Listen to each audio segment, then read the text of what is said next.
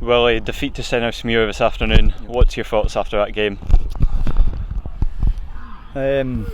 Obviously disappointed to lose the game. We're always disappointed to lose a game, but it's got to the stage in the season now, 8 games to go, every one of them's a cup final to avoid the playoffs. Yeah, a lot of players missing today, so it was tough. Even Toddy playing centre half, it was testing the players that were available, so not ideal. Do you have an idea of when the players that are out will be back? Muir, he got a 2-game ban, so he'll miss next week, but then he'll be back available for us. Scott Hooper had to miss out through the concussion protocol today. He'll hopefully be back next week.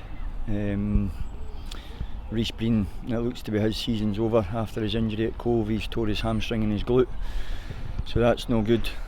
Again, going back to Tommy Goss, we're keeping everything crossed for him that we see him this season, but we might not.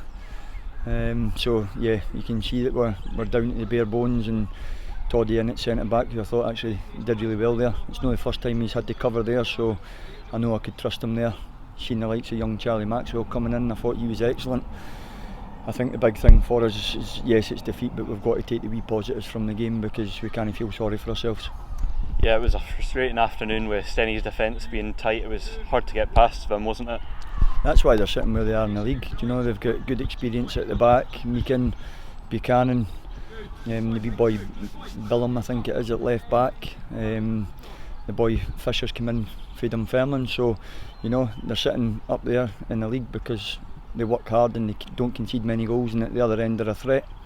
I think that first half we were actually the better team, and again we can say about being the better team and being on top, but you know, Max doesn't go and compete with Buchanan. He gets a free header and it's a goal, and we go in at the break 1-0 down. And again, coming out of the second half, it was just, we made it easy for Stenhousemuir because you know we weren't sharp enough in the final third, and then they kept breaking on us because we're 1-0 down. We've got to try and take something from the game, so it does become a bit stretched, and then they get the second goal, which probably kills the game. A really tough and important trip up to Inverness next week, with them now overtaking us and sitting in 9th. It'll be an important game, won't it? Every game's important. Like I said, there's only 8 left, and we've got to, you know, fight, and the hunger and the desire to stay in the league, and I'm hopeful that the boys can show that. You know, Inverness, they're in a false position.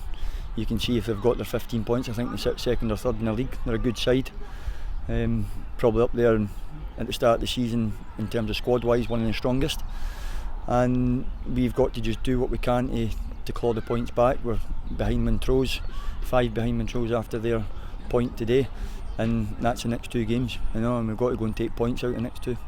Thanks, Wullie. Thank you.